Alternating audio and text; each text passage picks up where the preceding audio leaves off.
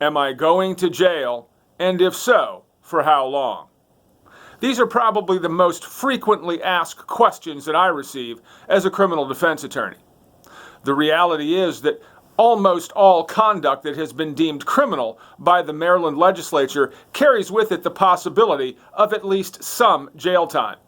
Now, a key role of a criminal defense attorney is exploring and obtaining alternatives to incarceration in terms of disposition of criminal charges. The most favorable disposition short of incarceration is what is called a nolle prosequi, or the state dismissing the charges against a defendant. The second most favorable outcome would be the state opting to place the case on what is called a stet docket, an inactive status. The third most favorable outcome would be the court offering an offender a probation before judgment.